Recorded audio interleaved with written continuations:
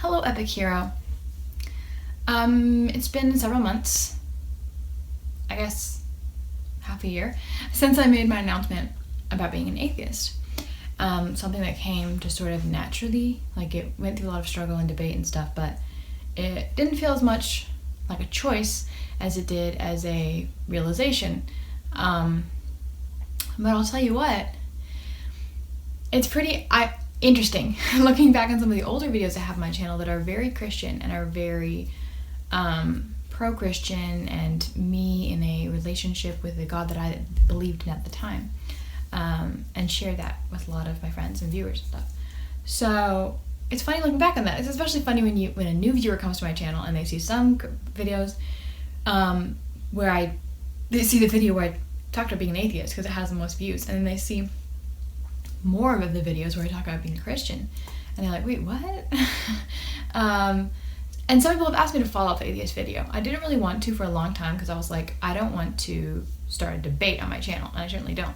I mean, debates are fine, but you know how on the internet those usually turn into flinging stuff at each other. So I'm just gonna, but what I realized was I had the earliest video on my channel that actually mentioned Christianity, I believe, is this video I called Misconceptions about Conservative Christians.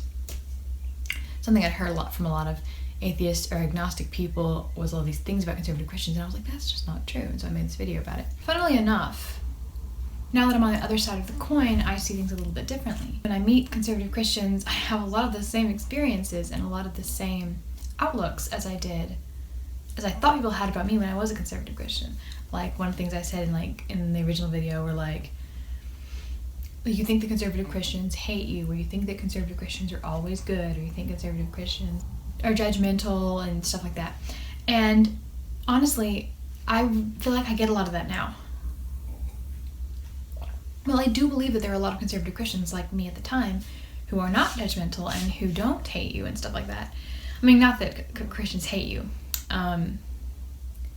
That was a bit extreme, but I definitely do encounter people that are, pretty judgmental, and they would argue maybe that they aren't, or that that's not a bad thing, which of course is what is frustrating about it. But anyway, on the other side of the coin, I thought I would look back at my younger self, and there were certainly a lot of assumptions I had, misconceptions that I had as a conservative Christian about atheists, that I thought, well, too bad I can't do this for real, but I'm going to send this back to my younger self and to any viewers out there that are not atheists that have these misconceptions, and go ahead and debunk them a little bit for you. So here's my video, Misconceptions about Atheists. Number 1, you have no standard of morality. I cannot state enough how much I heard this both as a Christian growing up in my Christian environment, and hear it from friends now. Well, if you're not a Christian, you have no standard of morality. I'm like, well, you're not the person who's not a Christian, so maybe I should answer that for you. Because the reason that people are drawn to a standard of morality is because we as humans need consistency in order for ourselves to operate. I'm sure that a lot of Christians out there, or any religious people, they're like, well, if you don't have these rules, won't you just go insane? Because how will you know what to do and what not to do? Well, that's not just your Christianity speaking, or your Muslim speaking, or your Judaism speaking, or your Buddhism speaking. Sometimes there's something inside of you that wants order and that wants rules. And there's something inside all of us that wants order and wants rules. I remember this little verse from the Bible talked about how the word of God is written on every man's heart. And I'm not sure what that is supposed to mean, but I related with it a lot back then. And now I relate with sort of the truth of the fact that we have a conscience. Everybody has not everybody, psychopaths don't, but most people have a conscience inside their head. And that's actually more awesome to me and more true to me than the fact that you just have to have a set of rules.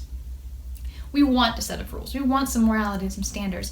And so we go looking for that. We either find it in religion, and we're like, this is the truth, I will not listen to anything else, or we find it in studying science, studying the world and figuring out what works and what doesn't work, studying economics, studying morality and ethics, and finding out from proof what works, what does not work, what human nature makes us do, what's more healthy for people to do, what creates a better society, what does not create a better society, and get our ethics off of that. And honestly, a lot of my ethics come from my Christian upbringing. A lot of the ethics that I've been taught growing up about, but not to lie, and what's, not to steal, and not to hurt people, and not to force people to do things that they don't want to do. A lot of these come from my upbringing. These are things that I was taught. But these are also things that are taught in non-religious homes and other kinds of religious homes as well. So sometimes religions teach certain things that are really good morals, and I'm just grateful that I got taught them by somebody. But I don't believe you need a religion to do that. And certainly now that I have shed my religion, I still hold to those morals, just from 2 points, from a logical point and also from a moral point, also from an empathy point. Because the second reason why you don't have no ethics if you're an atheist, besides logic, and selfishness, is that you have ethics because of empathy. Empathy is something, and conscience is something inside each person that makes you feel for and care about another person. You certainly can do things to numb that to various degrees, depending on a lot of different things. But don't just look at somebody and assume that you know what they're going through, because for me, for instance, I'm very emotional, I'm very empathetic, I feel a lot. When someone gets hurt a little bit, I get hurt a lot. I've done a video about that before. People have varying levels of empathy. They don't want to hurt somebody, not just because the Bible tells them not to, but also because they couldn't stand or bear to do that. And sometimes that is stronger. Like, when I rely on just my love for other people to not want to hurt them, that is a stronger motivator than the fact that some God that I cannot understand is making these rules that I don't understand. I just have to do it because he says so, honestly. So I feel like I have a stronger standard and firmness of morality now, especially I also have more responsibility to carry out and to hold these morals tightly, because I'm more aware of the fact that they are a choice and that they are something that I need to cultivate myself, as opposed to just trusting God to deal with it. That was a long ramble. But assumption number 2, atheists are just depressed. They just have unhappy lives. This is one that I've heard so many times growing up, and again, hear all the time now. Well, if you're an atheist, you must just be depressed all the time and have a meaningless life. And just be, so freaked out that the world would just go. I remember this one quote from this Christian tape, audiobook that I heard when I was little, and the Christian was saying to the atheist, well, if I was not a Christian, if I believed in evolution and everything was just chance, I'm sure I would freak out that the world would go whirling out of whack at any moment. I remember thinking, yeah, I relate with that, and I did at the time. But that's just because that's what that person thinks. Maybe that's what Christians think. Maybe they're so freaked out things are just going to whirl out of whack that they need a set of rules to bind them to or something. I'm not trying to put words in your mouth. I'm just saying maybe that's where some people are coming from. But me, that's not non-Christian thinking. That is existentialism. To think that there is no meaning, there is no purpose, you can never know anything, the world is going to go whirling out of whack. That's nihilism, to think that there's no meaning to anything. Those are beliefs or lack of beliefs with specific labels. Nihilism, existentialism. Those are not necessarily atheism. Although I understand how meaning has a different meaning when you're not a Christian. Meaning when you're Christian means that whatever God says goes. Meaning when you're an atheist means you just find and experience and learn from things around you, and the wonder and the beauty, very similar, I guess, overwhelms you. And relationships matter and all these things that just have meaning in and of themselves. But depression, I had way more depression when I was a Christian than when I was an atheist. And I know a heck of a ton of people who say the same thing, because when they were professing faith in Christianity, they were terrified of God's wrath. They were scared about, say, their sexuality or their gender identity and expressing that, or even just things like dancing or smoking, or wearing pants, things that they wanted to do, and all these things that they were these sometimes rules from the Bible and sometimes just arbitrary rules in their culture, in their religious culture, that kept them from doing. And now they're free of those bonds, and they can make more judgments based on what actually is right and what actually has a negative effect on people or a positive effect on people, and don't just have to follow these arbitrary rules. And they're actually a lot more free to be themselves. And not just because of sexuality or gender identity or restrictions, but a lot of times I think we, the either agnostics or open-minded atheists, find really a lot of peace in just knowing that it's okay for us to be open to explore truth and to honestly, earnestly seek truth no matter what. I always wanted to do that when I was a Christian, and that was something I was very proud of. Honesty was really important to me, and it's really important to me now. Honesty and seeking truth, and always seeking for answers. But once I hit a point where religion didn't seem true anymore, I always felt these pressures and these things. Just shut off those doors. Just don't think about that. Just don't think about that. Because God doesn't want us, at least this is what I thought, God doesn't want us to seek truth if it's not in the Bible. And He doesn't want us to even consider the possibility that He's wrong. Because using our brains to try to figure out something else is just, that's just not good for some reason. And He'll just get mad at us, maybe send us to hell. So we better freaking obey. Well, you better close these doors and don't think about things. Now, as an atheist, I know a lot of agnostics, and frankly a lot of religious people as well, but I personally know more agnostics and atheists that have this freedom now to actually explore truth, no matter what that truth may be, whether they don't have to have these hindrances of, well, that doesn't go with my religion, so I can't think about it. Number 3, there's a big misconception that atheists just base things on their feelings. And I know a lot of that, people also talk about liberals, which tends to go along with atheism sometimes. Liberals, atheists, whatever, that they base things only on their feelings.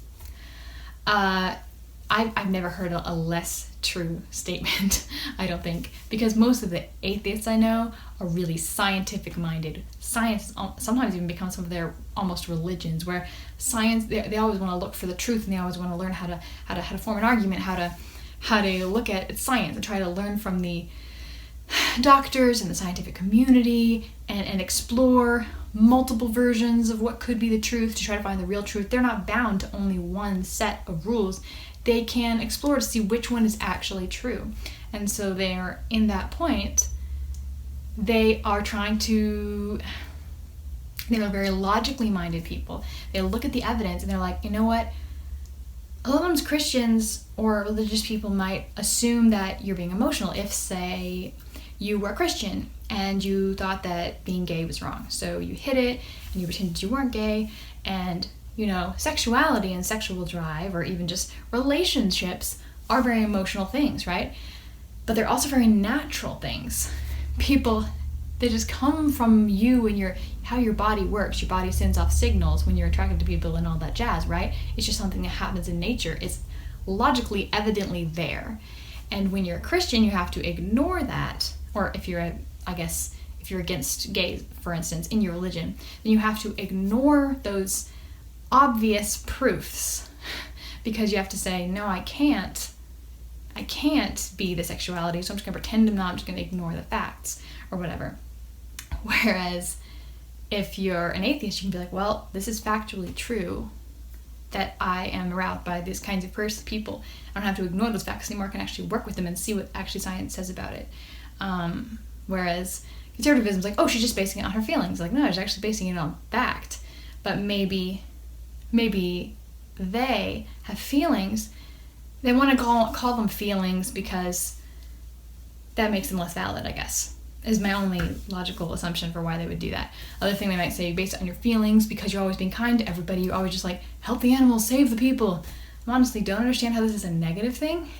If non-religious people or liberals are more in tune with their empathy, how has this become a negative thing? Like, you're basically saying that conservative people or that religious people, if you're saying that liberals and atheists and agnostics just want to help people and help animals, and that's such an emotional, silly thing, you're basically saying that conservatives and Christians and religious people don't want to help people and help animals, and that that's a good thing. I don't think that's what you're trying to say. I'm pretty sure that's not what you're trying to say. But take that into consideration, that you're basically giving the atheist or non-religious and liberal community the reputation of being super nice people, which they kind of are. So whatever, that's fine, but just maybe rethink that a little bit. So obviously there's no generalization. All atheists and all Christians are completely different, have different personalities, and can be super nice, super negative, super positive, super good vibes, homophobic, not homophobic, just inclusive, non-inclusive, generous, mean, whatever. It's just, you don't mean to generalize at all. But there are definitely general assumptions that get put on either a conservative Christian community or an atheist community. And since I've already addressed some of the conservative Christian ones, I thought I would address some of the atheist ones. Wish I could show this to my younger self, Hope. I just want you to realize that... one more. You're mad at God. Ever since coming out as an atheist, I've heard so many people ask me why I'm mad at God. And to be honest, I'm not. I just don't really think he exists. I couldn't be mad at someone that I don't think exists. Since realizing he's not true, or believing that he is not real, I have since started to allow myself to sort of judge what he does and what he doesn't do, and look and see if any of this stuff, if I think some of the stuff is good and bad. Some of the stuff he does I think is really awesome and amazing, or supposedly does in the Bible. Some of the stuff he does doesn't look so great to me. But the only reason I'm more likely saying that now is just because I've given myself the freedom to actually make moral judgments on the stuff that God does in the Bible. But previously to becoming an atheist, I didn't have any problem with God. I actually really, really wanted to be a Christian, and I really, really wanted the comfort of what Jesus brought into my life, of the assurance that God brought, of the community the Christians brought. I love a lot about the Christian culture. I used to more, but I liked the acceptance, I liked the order, I liked belonging, I liked having an authority, that somebody's looking out for me, and I really, really, really wanted to believe, and I just couldn't find the proof, and I couldn't find the proof that he existed and a reason to believe and anymore. And it wasn't an emotional thing. I just couldn't find the proof, just couldn't see any proof for God. And I realized that a lot of the reason I believed in him in the first place was because I wasn't allowed to not. And so when people say, well, why are you mad at God? Like, you don't stop believing in someone when you're mad at them. Usually they're pretty present in your mind. If you don't think God exists, it's a belief. It's something that has been shown to you through facts or lack of proof for God, which is more in my case, lack of proof for God. And then later on came a lot of the, that doesn't seem super nice that he would do that and such. But yeah, so those are some assumptions. Those are some misconceptions about atheists. I hope you enjoyed this video. I don't usually post content based on religion, but I had made an atheist video and never done a follow-up, and I just thought it would be a good time to do that. If you like this video, give it a thumbs up. I bet I'll get a lot of thumbs downs. Nah, most people that watch my stuff are pretty nice. And hit subscribe if you want to see more of me, mostly being an artist and an entrepreneur and stumbling through life, art, and fandoms. Mostly life. And comment down below what your thoughts are. I'm sure you will. Everyone has a lot of opinions on this topic. Please keep it nice and loving and gentle and sweet. In the meantime, and until I see you again, always remember that we are epic heroes today and every day of our lives. And I'll see you in the next video. Bye!